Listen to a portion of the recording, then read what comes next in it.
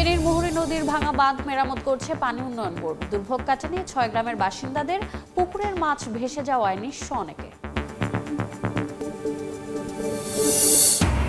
রাঙ্গামাটিতে ম্যালেরিয়ার প্রকোপ চলতি বছরের প্রথম ৫ মাসে ৬৭৬ জন আক্রান্ত। সচেতনতা বাড়ানোর তাগিদ। অর্থ সংকটে বন্ধ কক্সবাজারের উখিয়া বিশেষায়িত হাসপাতাল। জটিলতা কাটিয়ে চট্টগ্রাম বিমানবন্দরে জুলাইয়ে চালু হচ্ছে কার্গো সেবা। প্রথম পর্যায়ে সপ্তাহে ২টি ফ্লাইট পরিচালনায় আগ্রহ। উজবেকিস্তান হয়ে যাবে ইউরোপগামী পণ্য। এবং ভরা মৌসুমেও চাঁদপুরে চড়া ইলিশের দাম। পাইকারি বাজারে অভিন্ন দর নির্ধারণের উদ্যোগ। মৌসুমী বায়ুর প্রভাবে উত্তাল সাগর। মাছ ধরতে পারছেন না কক্সবাজারের জেলেরা।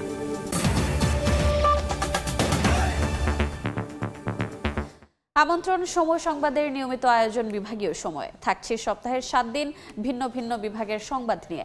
আজ থাকছে চট্টগ্রাম বিভাগ। সঙ্গে আছি আমি রোজা চৌধুরী। ফেনীর মুহুরী নদীর ভাঙা বাঁধ মেরামত করছে পানি উন্নয়ন বোর্ড। পানি নেমে গেলেও দুর্ভোগে পড়েছেন ৬ গ্রামের বাসিন্দা। বিস্তারিত জানাতে সেখান থেকে সরাসরি যুক্ত হচ্ছেন সহকর্মী আতিয়ার সজল। গতকাল বাঁধের যে অংশে ভেঙেছিল সেই বাঁধের কাছে আমরা রয়েছি এবং সেই ফুলগাজীর উত্তর বরেয়া নামক স্থানের যে ভাঙা অংশটি পানি উন্নয়ন বোর্ড এখন মেরামত করছে। এবং আপনাকে যদি বর্তমান মুহুরী নদীর যে পানির কি অবস্থা সেটি যদি বলতে চাই সেখানে বলবো, গতকাল বিকেল থেকে কিন্তু পানি কমতে শুরু করেছিল এবং পানি কিন্তু বিপদসীমার অনেক নিচে দিয়েই প্রবাহিত হচ্ছে। কিন্তু আমরা দেখেছি গত ৪ ঘন্টায় আবার কিন্তু পানি বাড়তে শুরু করেছে। প্রায় ৩০-৩৫ সেন্টিমিটার পানি বৃদ্ধি পেয়েছে এবং গতকাল রাতের মধ্যরাত থেকেই ভাঙা অংশ দিয়ে পানি প্রবেশ বন্ধ হয়েছিল। কিন্তু এখন আমরা দেখছি যে নদীর পানি বৃদ্ধি পেয়ে আস্তে এখন চিনচিনিয়ে কিছু পানি প্রবেশ আবারও শুরু করেছে। যদিও পানি উন্নয়ন বোর্ড বলছে যে এখানে পানি সম্পদ উপদেষ্টা নির্দেশনায় কিন্তু তারা দ্রুত কাজ এগিয়ে নিচ্ছে ভাঙা অংশটি দ্রুত সংস্কার এবং তারা আশা করছে যদি নদীর পানি বৃদ্ধি পেয়ে আবার প্রবেশ না করে এবং এভাবে যদি থাকে তারা হয়তো সন্ধ্যা নাগাদ বা যত রাত হোক তারা এই ভাঙা অংশটিকে মেরামত করবে। এবং আপনাকে যদি বলি গতকাল এই ভাঙা অংশ দিয়ে পানি প্রবেশ করে প্রায় ৬টি গ্রাম প্লাবিত হয়েছিল। সে সকল গ্রামের ঘরবাড়ি থেকে যদিও পানি নেমে গিয়েছে, তবে যে তাদের দুর্ভোগ সেটা কিন্তু রেখে গিয়েছে। অনেকেই কিন্তু বাসা বাড়িতে ফিরতে শুরু করেছে। তাদের যে নষ্ট হয়ে যাওয়া জিনিসপত্র ঘরবাড়ি আবার পুনরায় গোছানো শুরু করেছে। যদিও পুকুরের অনেক শত শত পুকুরের মাছ এবং মাছের ঘেরের যে মাছ সেগুলো তলিয়ে গিয়েছে। বেশ কিছু খামারের মালিকেরা তাদের খামারের মুরগি এগুলো ক্ষতিগ্রস্ত হয়েছে। এবং স্থানীয়রা যেটা বলছে, প্রতি বছর এই মুহুরী নদীর বা সিলোনিয়া নদীর যে ১২২ কিলোমিটার বন্যা নিয়ন্ত্রণ বাঁধ রয়েছে সেই বাঁধের একাধিক স্থানে ভাঙে। সেই একাধিক স্থানে ভাঙার পরে একাধিকবার বন্যার কবলে পড়ে এবং বন্যার কবলে পড়ে তারা ক্ষতিগ্রস্ত হয়। পানি উন্নয়ন বোর্ড সহ সংশ্লিষ্ট কর্তৃপক্ষ বারবার আশ্বাস দেন, কিন্তু এর কোনো প্রতিকার হন না। যদিও পানি উন্নয়ন বোর্ড বলছে যেটির স্থায়ী সমাধানের জন্য ৭৩৪ কোটি টাকা ৩৭ কোটি টাকার একটি প্রকল্প তারা হাতে নিয়েছে। এটি অনুমোদন অপেক্ষা রয়েছে। যদি সেটি বাস্তবায়ন করা না যায় এবং নদীর যে গড় প্রশস্ততা রয়েছে সেটি কোথাও কোথাও ২০-২৫ মিটারে ঠেকেছে, এটা যদি গড় প্রশস্ততা ১০০ মিটারে না আনা যায় তাহলে এমন দুর্ভোগ কিন্তু প্রতিনিয়ত ভোগ করতে হবে বলে পানি উন্নয়ন বোর্ড বলছে। তবে স্থানীয়রা চান এর থেকে মুক্তি। এই ছিল আমার কাছে এখানকার সবশেষ। সরাসরি যুক্ত ছিলাম ফেনীর ফুলগাজীতে। রাঙ্গামাটিতে চোখ রাঙাচ্ছে ম্যালেরিয়া। রাজস্থলী, বাঘাইছড়ি, বরকল, বিলাইছড়ি ও জুরাছড়ি উপজেলায় আক্রান্তের সংখ্যা বেশি। পরিস্থিতি নিয়ন্ত্রণে প্রান্তিক পর্যায়ে সচেতনতা ও সহায়তা কার্যক্রম বাড়ানোর তাগিদ এলাকাবাসীর। তবে বিষয়টি গুরুত্ব দিয়ে ব্যবস্থা নেওয়ার কথা জানিয়েছে স্বাস্থ্য বিভাগ। হেফাজত সবুজের পাঠানো তথ্য ও রাজীব দাস মুন্নার ছবি নিয়ে রিপোর্ট। সারা দেশে বাড়ছে মশাবাহিত রোগে আক্রান্তের সংখ্যা। অন্যান্য জেলায় ডেঙ্গু বাড়লেও পার্বত্য জেলা রাঙামাটিতে চোখ রাঙাচ্ছে ম্যালেরিয়া। সীমান্তবর্তী উপজেলা রাজস্থলী, বাঘাইছড়ি, বরকল, বিলাইছড়ি ও জুরাছড়িতে আক্রান্তের সংখ্যা বেশি। তাদের অনেকে উপজেলা স্বাস্থ্য কমপ্লেক্সে, আর কেউ কেউ ভর্তি হয়েছে সদর জেনারেল হাসপাতালে। দিনের বেলায় তো মশা হয়তো কামড় জানে না। বর্ষাকালে বেশি মশা বাইর হয়, হয়তো মশা কামড়ের ফলে ম্যালেরিয়া হয়। এলাকাবাসী বলছেন সরকারের ঘোষিত ২০৩০ সালের মধ্যে দেশ ম্যালেরিয়া মুক্ত করতে হলে প্রান্তিক পর্যায়ে বাড়াতে হবে সচেতনতা ও সহায়তা কার্যক্রম। স্বাস্থ্য বা কমপ্লেক্স বা যে কোনো একটা ক্লিনিক এই সুব্যবস্থা করলে ওখানকার হয়তো আমাদের ম্যালেরিয়ার কিছু কমে আসতে পারে। ম্যালেরিয়া প্রবণ যে 4টা উপজেলা রাঙামাটিতে আছে সেগুলোর প্রান্তিক লেভেলে সীমান্তবর্তী যে উপজেলাগুলো সেখানে ক্যাম্পেইন প্রোগ্রাম আরো জোরালো করা উচিত। স্বাস্থ্য বিভাগ বলছে 2020 সালের আগে শুধু বর্ষা মৌসুমে এই রোগের প্রাদুর্ভাব দেখা গেলেও এখন সারা বছরেই মানুষ আক্রান্ত হচ্ছেন। পরিস্থিতি নিয়ন্ত্রণে বিষয়টি গুরুত্ব দিয়ে ব্যবস্থা নেওয়া হচ্ছে। ম্যালেরিয়া এই সময়টাতে একটু বেশি বাড়লেও আতঙ্কিত হওয়ার মতো পরিস্থিতি তৈরি। মাঠ পর্যায়ে যেখানে ব্লাড সাইড করার সুযোগ আছে সেখানে আরডিটির পাশাপাশি ব্লাড সাইডও করছে, অর্থাৎ আমরা পুরো বিষয়টাকে খুবই গুরুত্ব দিয়ে এই কার্যক্রমটা এখন পরিচালিত করছি। স্বাস্থ্য বিভাগের তথ্য মতে চলতি বছর জানুয়ারি থেকে মে পর্যন্ত রাঙামাটিতে 676 জন ম্যালেরিয়ায় আক্রান্ত হয়েছেন। সময় সংবাদ, রাঙামাটি। অর্থ সংকটে বন্ধ হয়ে গেল কক্সবাজারের উখিয়া বিশেষায়িত হাসপাতাল। এতে চিকিৎসা সেবা থেকে বঞ্চিত হচ্ছে উখিয়া ও টেকনাফের স্থানীয় এবং 33টি ক্যাম্পের আশ্রিত রোহিঙ্গা। এর মধ্যে প্রতিষ্ঠানটি সরকারের সংশ্লিষ্ট দফতরে বুঝিয়ে দেওয়া হয়েছে। মোহাম্মদ ফরাজের ছবিতে সুজাউদ্দিন রুবেলের রিপোর্ট। কক্সবাজারের উখিয়া ও টেকনাফে রয়েছে 5 লাখের মতো স্থানীয় বাসিন্দা। তার সঙ্গে যুক্ত হয়েছে মিয়ানমার থেকে পালিয়ে এসে আশ্রয় নেয়া 13 লাখের বেশি রোহিঙ্গা নাগরিক। কিন্তু তাদের চিকিৎসা সেবায় আধুনিক ব্যবস্থা না থাকায় ছুটতে হতো কক্সবাজার জেলা সদর হাসপাতাল বা চট্টগ্রামে। এই সমস্যার সমাধানে 2022 সালের জুলাই মাসে চালু হয় উখিয়ার বিশেষায়িত হাসপাতাল। কিন্তু অর্থ সংকটের কারণে গত 14 মে থেকে বন্ধ হয়ে গেছে বিশেষায়িত হাসপাতালটি। নষ্ট হয়ে যাচ্ছে গুরুত্বপূর্ণ আধুনিক চিকিৎসার সরঞ্জাম। শুধু চুরি ঠেকাতে দায়িত্ব পালন করছে কয়েকজন নিরাপত্তা রক্ষী।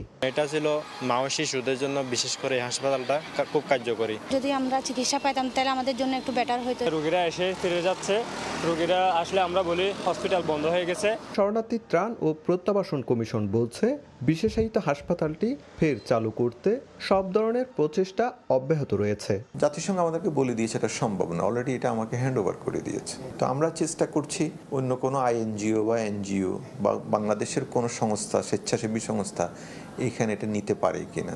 জাপানের অর্থায়নে হাসপাতালটি নির্মাণ করা হয় ইউএনএইচসিআর এর মাধ্যমে। সুজাউদ্দিন রুবেল, সময় সংবাদ, কক্সবাজার। বিভাগীয় সময় আরও থাকছে। খাগড়াছড়ি শহরের প্রবেশ মুখে ময়লা আবর্জনার স্তূপ ফেলা হচ্ছে খালে, বাড়ছে রোগবালাই। 2 বছর ধরে বন্ধ ডাম্পিং স্টেশন, দ্রুত চালুর আশ্বাস কর্তৃপক্ষের। সব জটিলতা কাটিয়ে অবশেষে জুলাই থেকে গার্মেন্টস পণ্য পরিবহনে সরাসরি কার্গো সার্ভিস চালু করতে যাচ্ছে চট্টগ্রাম শাহ আমানত বিমানবন্দর। প্রথম পর্যায়ে একটি বিদেশি প্রতিষ্ঠান সপ্তাহে 2টি ফ্লাইট পরিচালনার আগ্রহ দেখিয়েছে। ইউরোপগামী পণ্যগুলো উজবেকিস্তান এবং অন্য রুটের পণ্য যাবে চীন হয়ে। শাখাউত টিপুর ক্যামেরায় কমলদের রিপোর্ট। ভারত আকস্মিকভাবে ট্রান্সশিপমেন্ট সুবিধা বাতিল করার পরপরই বিকল্প পথ খুঁজতে শুরু হয় চট্টগ্রাম শাহ আমানত বিমানবন্দর দিয়ে কার্গো পণ্য পাঠানোর তোড়জোড়। এই প্রক্রিয়ায় মুখোমুখি হতে হচ্ছে নানা চ্যালেঞ্জের।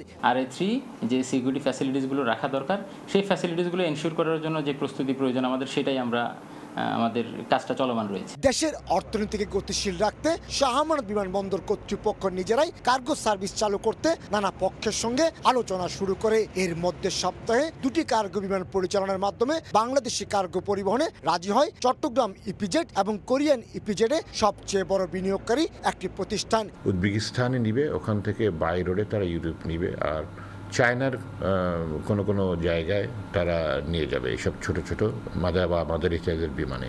চট্টগ্রাম নগরীতে 2টি বিশাল ইপিজেডের পাশাপাশি 250-র বেশি গার্মেন্টস কারখানা থাকলেও জরুরি এয়ার শিপমেন্টের ক্ষেত্রে রাজধানী ঢাকায় ছিল ভরসা। শাহ আমানত বিমানবন্দরে কার্গো সার্ভিস চালু হওয়াকে বিশেষ মাইলফলক হিসাবেই দেখছেন তৈরি পোশাক খাতের ব্যবসায়ী নেতারা। যথাযথ ব্যবস্থা নেওয়া হলে ইউরোপ এবং মধ্যপ্রাচ্যের বিভিন্ন দেশে সবজি ও ফল রপ্তানিতে গুরুত্বপূর্ণ ভূমিকা রাখতে পারে এই চট্টগ্রাম শাহ আমানত বিমানবন্দর।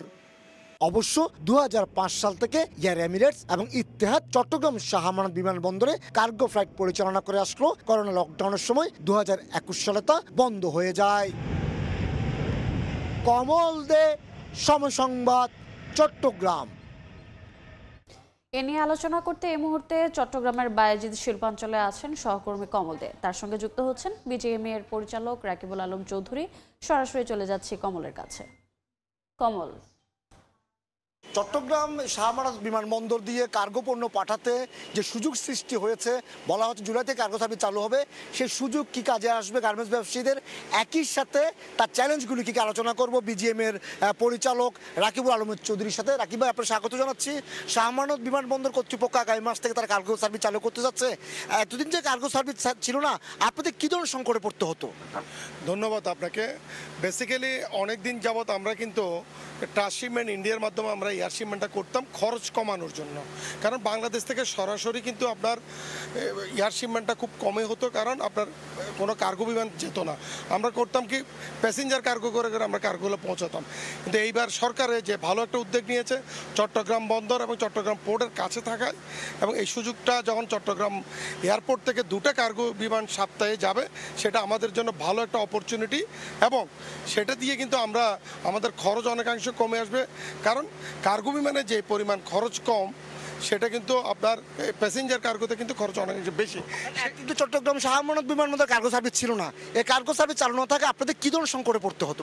আমরা চট্টগ্রাম বেসিক্যালি আমরা যখন চট্টগ্রাম থেকে যখন এক্সপোর্ট করি, সেই কার্গোটা আমাদের হয় ঢাকা এয়ারপোর্টে পাঠাতে হতো, না হলে কিন্তু ইন্ডিয়াতে পাঠাতে হতো।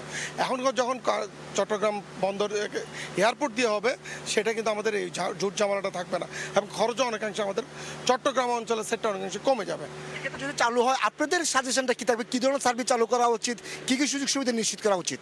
প্রথমত যে সার্ভিসটা চালু করছে সেটা যাতে কোনো অংশ বন্ধ না হয় কখনো, কারণ এয়ার শিপমেন্ট অনেক সময় সঠিক সময়ে কিন্তু কার্গো পাওয়া যায় না, কারণ এটার একটা কোয়ান্টিটি লাগে, কারণ সেই পরিমাণ যদি আমরা কার্গো কমে যায় যাতে বন্ধ না হয়। অ্যাটলিস্ট সপ্তাহে 2টা না হলেও একটা যাতে চালু থাকে, যদি কন্টিনিউশনটা থাকে তখন কিন্তু আমাদের খরচটা কমবে। আর আরেকটা দিক হচ্ছে আমাদের কিন্তু 90% কিন্তু কার্গো কিন্তু চট্টগ্রাম বন্দর দিয়ে এক্সপোর্ট হয়, সেক্ষেত্রে আমরা কিন্তু ঢাকার ফ্যাসিলিটিটাও চিটাগং বিমানবন্দরে এটা ইউজ করতে পারবো। এক্ষেত্রে আমরা যেটা জানি, বিমানবন্দর যদি ইউরোপ আমেরিকায় সরাসরি পণ্য পাঠাতো, RA3 জোনটাকে একটা বিশেষ জোনের মধ্যে পণ্যটা রাখতে হয়, নিরাপত্তা নিশ্চিত করতে হয়। বিমানবন্দর কর্তৃপক্ষ জানি তারা RA3 জোন যেটা, সেটা তারা বাস্তবায়ন করবে। এক্ষেত্রে আপনারা কোনো সাজেশন দিবেন কিনা ইউরোপ আমেরিকার বায়ারদের কাছে দ্রুত পণ্য পাঠানো এবং নিরাপদে পণ্য পাঠানোতে? আপনি লক্ষ্য করবেন চট্টগ্রাম বন্দরে কিন্তু এখনো পর্যন্ত তেমন বৃহৎ আকারে কোনো কার্গো বিমান বা কার্গো এক্সপোর্ট হয় না।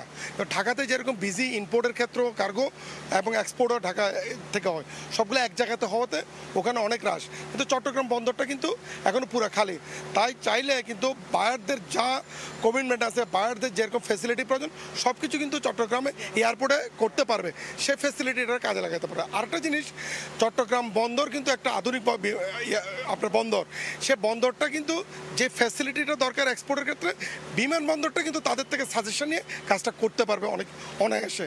তাই আমরা মনে করি চট্টগ্রাম বন্দর এবং বিমানবন্দর দোনোটা যৌথভাবে যদি কাজ করে, এক্সপোর্টের ক্ষেত্রে কোনো প্রতিবন্ধকতা থাকবে না। আপনারা যদি বিজিএম এর পক্ষ থেকে কোনো উদ্যোগ নেবেন কিনা, যেটাকে আধুনিকায়ন করা, আরও বেশি সহজ করে আনা, এবং এইটা এবং আরও বেশি তো খরচ কমানো। এয়ার শিপমেন্ট মানে খরচ, এক্ষেত্রে খরচ কমাতে আর কোনো সাজেশন আপনারা বিজিএম এর পক্ষ থেকে এয়ারপোর্ট কর্তৃপক্ষকে দিবেন কিনা? না, বেসিক্যালি এখনও পর্যন্ত কিন্তু আমাদের যারা ব্যবসায়ীরা আছে তাদের থেকে কোনো কিছু দেওয়ার মতো ওরকম পরিস্থিতি সৃষ্টি হয় না। এটা যখন সময় আসবে তখনই বলে দিবে, কারণ এখন আপনি দেখবেন চিটং বিমানবন্দরটা সম্পূর্ণ ফাঁকা, সম্পূর্ণ খালি। এটাতে কিন্তু এক্সপোর্টের জন্য পুরো একটা হাব হিসেবে ইউজ করতে পারি।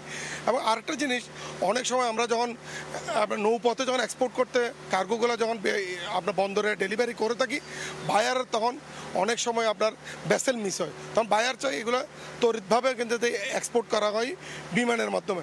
সেক্ষেত্রে যখন আমাদের চট্টগ্রাম বন্দর এবং চট্টগ্রাম এয়ারপোর্টটা কাছাকাছি আছে এবং একই কাস্টমসের আন্ডারে আছে, তখন এটা খুব সহজে জিনিসটা শাট আউট করে কিন্তু আমার এয়ারপোর্টে আপনার পৌঁছে দিতে পারবে, এবং ওই ক্ষেত্রে আমাদের খরচও অনেকাংশে কমবে এবং আমাদের কষ্টটাও কমবে, এবং যেটা কাস্টম জটিলতা আছে সেটাও কিন্তু কমে যাবে। আপনারা শেষ প্রশ্নটি করবো। শেষ প্রশ্নটি হলো, যদি ইউরোপ আমেরিকা সরাসরি চট্টগ্রাম থেকে যদি এয়ার শিপমেন্ট চালু করা যায়, তাহলে বাংলাদেশের গার্মেন্টস সেক্টর কেমন লাভবান হবে, চট্টগ্রাম শাহ আমানত বিমানবন্দর কেমন লাভবান হবে, এবং আপনারা কেমন লাভবান হবেন? না, আপনারা একটা লক্ষ্য করবেন, কিন্তু আমরা কিন্তু কোনো ব্যবসায়ীরা চাই না এয়ার এক্সপোর্টটা হোক, কারণ এয়ার এক্সপোর্টটা হলে কিন্তু আমাদেরই ক্ষতি, কারণ এটা পুরো সম্পূর্ণ কস্টটা কিন্তু আমাদেরকে বিয়ার করতে হয়, আমরা কখনো চাই না। কিন্তু সরকার যদি ইউরোপের সাথে যদি এই সম্পর্কটা যদি ভালো রাখে এবং বিমানবন্দরের যে ফ্যাসিলিটিগুলো যদি ঠিকমতো ওরা রাখতে পারে, তাহলে কিন্তু খরচও কমবে এবং এই সম্পর্কটা যত দিন বাড়বে। আপনার এরপরে কার্গো এখন বলছে ওরা জুলাই থেকে সপ্তাহে 2টা দিবে, সেক্ষেত্রে সপ্তাহে যদি 4টা হয় খরচ অনেকাংশে কমবে এবং অন্যান্য এয়ারলাইন্সে এখন বলছে ওরা চায়না এয়ারলাইন্সে নিয়ে যাবে, এরপরে যদি অন্যান্য এয়ারলাইন্সও আসে খরচ কিন্তু অনেকাংশে কমবে। আমরা ব্যবসায়ীরা চাইব খরচটা কিভাবে কমে, খরচ কমলে কিন্তু আমাদের ফ্যাসিলিটিটা অটোমেটিকলি বের হয়ে যাবে। ধন্যবাদ। আমরা কথা বলছিলাম বিজিএমই পরিচালক রাকিবুল আলম চৌধুরী, সেদিন আমাদেরকে জানাচ্ছিলেন চট্টগ্রাম শাহ আমানত বিমানবন্দর আগামী মাসে যে কার্গো সার্ভিস চালু করতে যাচ্ছে তাতে লাভবান হবে, দেশের অর্থনীতি লাভবান হবে, বিজিএমই এবং লাভবান হবে তৈরি পোশাক খাত। বিশেষ করে এখন যখন তৈরি পোশাক খাতগুলিকে তাদের এয়ার শিপমেন্ট করতে হয় তখন পাঠিয়ে দিতে হয় ঢাকা, অনেক সময় ক্ষেপণ হয় এবং অনেক খরচে বেড়ে যায়। তবে শাহ আমানত বিমানবন্দর কর্তৃপক্ষ নিশ্চিত করেছে তারা আগামী মাসে সপ্তাহে 2টি মাঝারি সাইজের বিমান দিয়ে তারা ইউরোপ আমেরিকায় তারা বিমান কার্গো সার্ভিস চালু করবে। এই জন্য তাদের পক্ষ থেকে RA3 জোন চালু করা হচ্ছে, অত্যাধুনিক যন্ত্রপাতি স্থাপন করা হচ্ছে এবং স্ক্যানার যে মেশিন প্রয়োজন রয়েছে বায়ারদের চাহিদা অনুযায়ী সেটিও তারা বাস্তবায়ন করছে। আমরা আবারও ধন্যবাদ জানাচ্ছি আলোচনা যোগ দেওয়া বিজিএমই পরিচালক রাকিবুল আলম চৌধুরীকে। আমরা যে চট্টগ্রাম থেকে কার্গো সার্ভিস চালুর সম্ভাবনা এবং চ্যালেঞ্জগুলো নিয়ে আলোচনা করছিলাম সে আলোচনা এখানে শেষ করছি।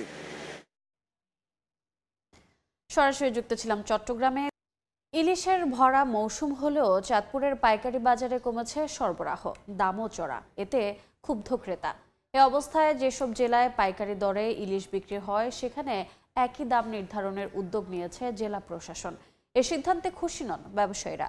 নাইমুল ইসলাম নীরবের ছবিতে ফারুক আহমদের রিপোর্ট। ভরা মৌসুমে চাঁদপুরের বিভিন্ন নদীতে ইলিশে দেখা নেই। মাছের আশায় নদীতে জাল ফেলেও অনেক জেলেকে ফিরতে হচ্ছে খালি হাতে। মাছ কি পাই নাই, মাছ নাই, মাছ হই নাই গাঙ্গ, মাছ বইসা পাই না, অনেক খুব কষ্টে আছে আর কি। কোনোদিন তেলের টিয়া আইয়ে, কোনোদিন তেলের টিয়া জানা তাই। উপকূলীয় কয়েকটি জেলা থেকে চাঁদপুরের পাইকারি বড় স্টেশন বাজারে ইলিশ আসছে, তবে সরবরাহ কমে যাওয়ায় দাম আকাশচুম্বী, এতে ক্ষুব্ধ ক্রেতা। ঢাকা থেকে আসছি, ভাবছি যে এখানে মাছের দাম কম হবে, যেই দাম মাছ এই জায়গায় কেনার মতো না। দামটা তো বেশি চাচ্ছে, আমাদেরকে বাইরের দেখে চাচ্ছে বেশি। আমরা মাছ পাই কম জেলেরা, এই জন্য দাম একটু বেশি। এদিকে ইলিশের দাম সহনীয় পর্যায়ে রাখতে যেসব জেলায় ইলিশের পাইকারি কেনাবেচা হয় সেসব জেলায় একই দাম নির্ধারণ করার বিষয়ে উদ্যোগ নিয়েছেন চাঁদপুর জেলা প্রশাসন। তবে এই নিয়ে খুশি নন ব্যবসায়ীরা। এটা সম্ভব না, দাম কিভাবে নির্ধারণ করব, কারণ এটা কাঁচা মাল, পচনশীল। আজকে মাছের বাজারে ধরেন এক জায়গায় একটা মাছ উঠাইলাম, এটার দাম হবে 50,000, এখন প্রশাসন নির্ধারণ করে দিল 30,000। এই পার্টি আজকে যাবে আর তো চাঁদপুরে আসবে না, এটা করতে হলে সারা বাংলাদেশে একসাথে করতে হবে। মিনিস্ট্রি যদি এটা একটা উদ্যোগ নেয়, ইলিশের একটা দর দাম যদি তারা একটা লিমিট করে দেয়, আমাদের ক্রেতারা উপকৃত হবে এবং আমরা স্বল্প মূল্যে ইলিশ পাবো। সেই জন্যই আমরা এই জেলা প্রশাসন এই উদ্যোগটা নিয়েছি। বর্তমানে চাঁদপুরের পাইকারি বাজারে আকার ভেদে প্রতি কেজি ইলিশ বিক্রি হচ্ছে 2,000 টাকা থেকে 3,000 টাকায়। ফারুক আহমদ, সময় সংবাদ, চাঁদপুর। বৈরী আবহাওয়ায় উত্তাল সাগর, ইলিশ ধরতে নামতে পারছেন না জেলেরা। এতে মাছ ধরার নিষেধাজ্ঞা শেষ হলেও হিসেবের খাতা খুলতে পারেননি তারা। এতে মাছ শূন্য কক্সবাজার মৎস্য অবতরণ কেন্দ্র। ব্যবসায়ীদের লোকসানের পাশাপাশি বেকার সময় পার করছেন মৎস্য শ্রমিকরা। মোহাম্মদ ফরাজের ক্যামেরায় বিস্তারিত জানাচ্ছেন সুজাউদ্দিন রুবেল। বৈরী আবহাওয়া, উত্তাল সাগর, জোয়ারের সময় ঢেউয়ের উচ্চতা স্বাভাবিকের চেয়ে কয়েক ফুট বৃদ্ধি পেয়ে উপকূলে আছড়ে পড়ছে। বাঁকখালী নদীতে নোঙর করা বড় বড় ট্রলার, এসব ট্রলার 300 কিলোমিটার সাগর পাড়ি দিয়ে আহরণ করতে যায় ইলিশ। কিন্তু বৈরী আবহাওয়ায় সাগরে যেতে পারছেন না জেলেরা। উপায় না পেয়ে অনেক জেলে অবস্থান করছে নোঙর করা ট্রলারে, আবার অনেকে বসে অলস সময় পার করছেন। এখন মাছ ধরার জন্য ওয়েদার খারাপ, জেলেদের অনেক কষ্ট হয়ে যাচ্ছে আর্থিকভাবে, পারিবারিকভাবে ওদের থাকা খাওয়ার খুব কষ্ট। কক্সবাজার মৎস্য অবতরণ কেন্দ্রে জেলে মৎস্য ব্যবসায়ী কিংবা শ্রমিকদের হাক ডাকে মুখর থাকলেও এখন মাছশূন্য পল্টুনে ব্যবসায়ীরাও পার করছেন বেকার সময়। মৎস্য অবতরণ কেন্দ্র কর্তৃপক্ষ বলছে ইলিশ সহ সামুদ্রিক মাছ না থাকায় রাজস্ব আদায় হচ্ছে না। অবরোধ খুলে গেছে কিন্তু কোনো মাছ নাই, সাগর বুট যেতে পারতেছে না, কোনো বোট আশানুরূপ মাছ পাচ্ছে না। আর অনেক বোট এখানে অবস্থান করছে, এই বোটগুলো যায় নাই সাগরে, এই কারণে মাছ খুবই কম। ইলিশ তো না বললেই ইলিশ একেবারে পাচ্ছেই না। গেল 10 দিনে কক্সবাজার মৎস্য অবতরণ কেন্দ্রে সরবরাহ হয়েছে 6 মেট্রিক টন ইলিশ ও 86 মেট্রিক টন অন্যান্য সামুদ্রিক মাছ। সুজাউদ্দিন রুবেল, সময় সংবাদ, কক্সবাজার। এ নিয়ে বিস্তারিত জানাতে এই মুহূর্তে কক্সবাজার মৎস্য অবতরণ কেন্দ্রে আছেন সহকর্মী সুজাউদ্দিন রুবেল। সরাসরি যাচ্ছি তার কাছে। রুবেল, সাগরে 58 দিনের যে নিষেধাজ্ঞা ছিল সেটি শেষ হয়েছে 11 জুন। এরপর আজকে 10 দিন পেরিয়েছে, কিন্তু এখনো পর্যন্ত যেভাবে ইলিশ আসার কথা সেই ইলিশ এখনো কাঙ্ক্ষিত ইলিশ দেখা যায়নি। তবে বৈরী আবহাওয়া ভর করেছে কক্সবাজারে, বিশেষ করে 58 দিনের নিষেধাজ্ঞার পরেই কিন্তু সব ট্রলার এখনো পর্যন্ত উপকূল ছাড়েনি। যেহেতু বৈরী আবহাওয়া 3 নম্বর সতর্ক সংকেত ছিল, যে সংকেত আজকে নামিয়ে ফেলা হয়েছে, তবে এখনো সাগর উত্তাল রয়েছে। জেলেরা যেটি বলছেন, তারা এরই মধ্যে ট্রলারগুলো ইলিশ শিকার করে সেটি 300 কিলোমিটার সাগরপথ পাড়ি দিয়ে গভীর সাগরে যেতে হয়, যার কারণে তারা যেহেতু সাগর উত্তাল রয়েছে সেই ক্ষেত্রে বের হচ্ছে না। তবে তারা যেহেতু সংকেত কেটে নামিয়ে ফেলা হয়েছে, সেই ক্ষেত্রে ট্রলারগুলোতে এখন মালপত্র উঠানো থেকে শুরু করে বা মাছ শিকারের রওনা দেওয়ার যে বিষয়টা সেটি আমরা লক্ষ্য করছি। বাঁকখালী নদীতে সারি সারি নৌকাগুলো, যে ট্রলারগুলো রয়েছে সেগুলো সারিবদ্ধ নগর করা রয়েছে। আবার অনেক ট্রলার আমরা লক্ষ্য করছি 2-1টা ট্রলার জেলেদের নিয়ে সাগরে মাছ শিকারে রওনা হচ্ছে, যার সংখ্যা খুবই কম। জেলা ফিশিং বোট মালিক সমিতি যেটি জানিয়েছে, প্রায় 6000-এর অধিক ট্রলার রয়েছে ইলিশ ধরার। তার মধ্যে 5000-এর বেশি ট্রলার এখন উপকূলে, কক্সবাজার জেলার উপকূলগুলোতে নগর করা রয়েছে। যেহেতু সাগর উত্তাল, সেই ক্ষেত্রে আবহাওয়া পরিস্থিতি আরও 2-1 দিন দেখার পর যদি ভালো হয়, সেক্ষেত্রে তারা সাগরে রওনা দিবেন সেই বিষয়টি বলছে। তবে আমরা উপকূলে যে ঘাটগুলো রয়েছে সেখানে দেখতে পেয়েছি জেলেরা অনেকে ট্রলারে অবস্থান করছে, আবার অনেকে আমরা লক্ষ্য করছি তারা দোকানগুলো রয়েছে ঘাটের পাশে, সেই দোকানগুলোতে চায়ের দোকানে আড্ডাবাজিতে মেতে রয়েছেন। তবে সবাই দুশ্চিন্তায় রয়েছেন। তারা যেটি বলছে, যেহেতু নিষেধাজ্ঞা কাটানোর পরও তারা সাগরে যেতে পারছেন না, সেক্ষেত্রে তাদের সংসার চালানোটা অনেক কঠিন হয়ে পড়ছে এবং তারা খুব কষ্টের মধ্যে দিন কাটছে। যার কারণে কিন্তু জেলেদের পাশাপাশি বুট মালিক, মৎস্য ব্যবসায়ী সবাই এটি ক্ষতির সম্মুখীন হচ্ছে বলে জানিয়েছে। তো এই ছিল আমার কাছে কক্সবাজার থেকে সবশেষ। সরাসরি যুক্ত ছিলাম কক্সবাজারে। বিভাগীয় সময় আরও থাকছে। চট্টগ্রাম বিশ্ববিদ্যালয়ে নির্মাণ হচ্ছে ওশান স্যাটেলাইট গ্রাউন্ড স্টেশন। 15 মিনিটের মধ্যেই মিলবে উপকূলের আবহাওয়ার তথ্য। সামুদ্রিক সম্পদ ব্যবস্থাপনায় ভূমিকা রাখার আশা। বান্দরবানে বিদ্যুতের কাজ করতে গিয়ে বিদ্যুৎস্পৃষ্ট হয়ে এক যুবকের মৃত্যু হয়েছে। স্থানীয়রা জানায়, শুক্রবার রাত 10:30টার দিকে রোয়াংছড়ি বাস স্টেশন এলাকায় একটি আশ্রমে বিদ্যুতের কাজ করছিলেন সৌরভ দে। এক পর্যায়ে হঠাৎ বিদ্যুৎস্পৃষ্ট হয়ে গুরুতর আহত হয়ে পড়লে স্থানীয়রা তাকে দ্রুত সদর হাসপাতালে নিয়ে যায়। এ সময় চিকিৎসক তাকে মৃত ঘোষণা করেন। খাগড়াছড়ি শহরের প্রবেশ মুখে পাহাড়ের ঢালে ফেলা হচ্ছে পৌরসভার আবর্জনা। একদিকে দুর্গন্ধ, অন্যদিকে আবর্জনা মিশ্রিত খালের পানি ব্যবহার করে নানা রোগে আক্রান্ত হচ্ছেন স্থানীয়রা। অথচ প্রায় 2 বছর ধরে বন্ধ ডাম্পিং স্টেশন নির্মাণ কাজ। তবে নিজেদের অর্থায়নে শিগগিরই স্টেশনটি চালুর আশ্বাস পৌর কর্তৃপক্ষের। জিতেন বড়ুয়ার পাঠানো তথ্য, ছবি নিয়ে রিপোর্ট। খাগড়াছড়ির প্রধান পর্যটন কেন্দ্র আলুটিলা এলাকায় পাহাড়ের কোলে 2 দশক ধরে আবর্জনা ফেলছে পৌর কর্তৃপক্ষ। আবর্জনা মিশছে নিচের খালের পানিতে, যা প্রবাহিত হচ্ছে পার্শ্ববর্তী নদীতে। পাহাড়ের নিচে 3টি গ্রাম রয়েছে। এলাকাবাসী বলছেন, শহরের প্রবেশের প্রধান সড়ক হওয়ায় এলাকাটি স্থানীয় বেশিরভাগ মানুষ ব্যবহার করেন। তবে একদিকে ভাগাড়ের দুর্গন্ধে অতিষ্ঠ সবাই, অন্যদিকে আবর্জনা মিশ্রিত খালের পানি ব্যবহার করে নানা রোগে আক্রান্ত হচ্ছেন স্থানীয়রা। শিগগিরই পৌরসভার ডাম্পিং স্টেশন চালুর দাবি তাদের। উঠে আসি ঢোকার পথে আবর্জনা গন্ধ দুঃখজনক। খাগড়াছড়ি প্রবেশ পথে এই ডাস্টবিনের কারণে অনেক পর্যটক অসুস্থ হয়ে পড়ে। পৌর প্রশাসনকে অনুরোধ করব আমাদের নির্দিষ্ট একটি ডাম্পিং তৈরি করে সেখানে যেন স্থানান্তর করা হয়। পাশাপাশি আমাদের জেলাবাসীকে অনুরোধ করব ময়লা আবর্জনা নির্দিষ্ট স্থানে ফেলার জন্য। পৌর কর্তৃপক্ষ বলছে, ডাম্পিং স্টেশন নির্মাণ কাজ মাঝপথে আটকে গেছে বিদেশি অর্থায়ন বন্ধ হওয়ায়। তবে নিজেদের অর্থায়নে শিগগিরই স্টেশনটি চালুর চেষ্টা চলছে। আমাদের যে কুমিল্লা টিলাতে একটি ডাম্পিং স্টেশন আছে, যেটির জায়গার অর্থ সহায়তায় প্রকল্পটি চলমান ছিল, কিন্তু মাঝপথে অর্ধসমাপ্ত অবস্থায় প্রকল্পটি এখন বন্ধ আছে। তো আমরা পৌরসভার নিজস্ব উদ্যোগে মানে এই স্থানটি আবার ব্যবহার উপযোগী করার চেষ্টা করছি। জায়গার অর্থায়নে খাগড়াছড়ি পৌরসভার ডাম্পিং স্টেশনের কাজ শেষ হওয়ার কথা ছিল 2023 সালে। সময় সংবাদ, খাগড়াছড়ি। সামান্য বৃষ্টিতে সৃষ্টি হয় জলাবদ্ধতা, পানিতে তলিয়ে যায় বসতবাড়ি ও শিল্প কারখানা।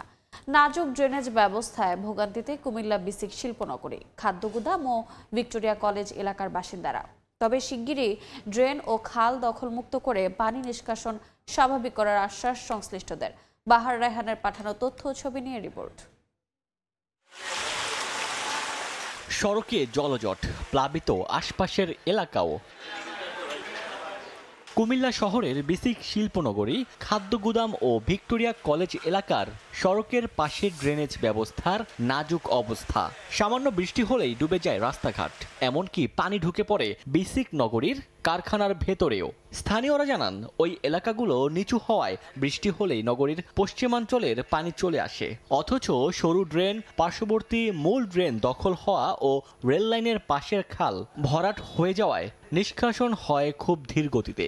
এ কারণে জলাবদ্ধতায় ভোগান্তিতে পড়তে হয় স্থানীয়দের। প্রিভিয়াস খুব ডেভেলপ ছিল, অনেক শিল্প কারখানা গড়েছিল। দেখেন আজকে এই পানির জন্য, জলাবদ্ধতার জন্য এখানে কোনো এখন পর্যন্ত নতুন করে কোনো শিল্প ডেভেলপ হচ্ছে না। রাস্তা নিচু হওয়ার কারণে পশ্চিম অঞ্চলের যা পানি আসে এখানে জমে যায়, আর ড্রেন চিপার কারণে আরও পানিগুলা যেতে পারতেছে না। ড্রেনের যদি সংস্কারটা যদি করা হয় তাহলে জলাবদ্ধতা থাকতো না। বৃষ্টি ছাড়াও রাস্তাঘাটে পানি থাকে, পেট্রোতে পানি থাকে।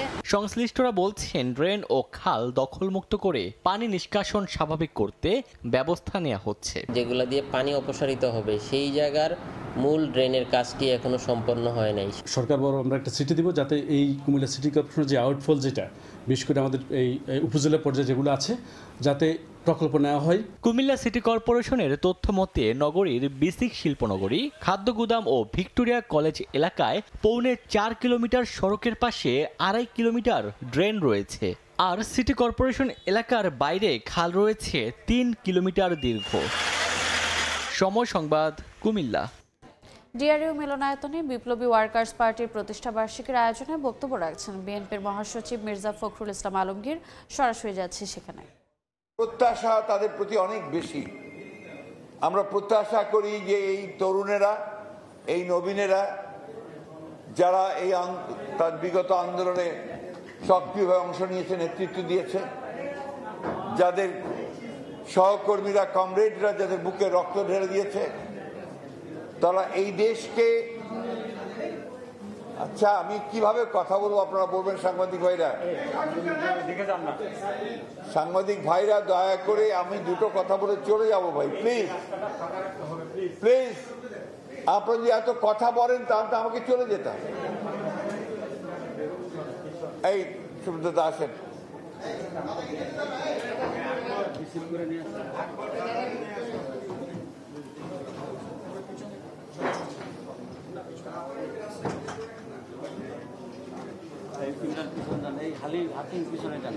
আমরা আশা করি যে তারা এই তারুণ্য যে নেতৃত্ব, সেই নেতৃত্ব আমাদেরকে নিঃসন্দেহে আমাদের সেই লক্ষ্য অর্জনে সাহায্য করবে।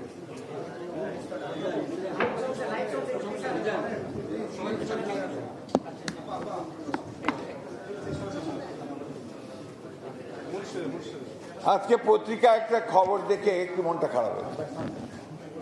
সুইস ব্যাংকে অনেক টাকা জমা হয়েছে এই বছরে। কোন বছর? ভাই আপনি আস্তে কথা বলেন, আপনি কথা বললে আপনি কথা বলবেন, মিনিমাম নর্মস গুলো ফলো করবেন তো আপনারা।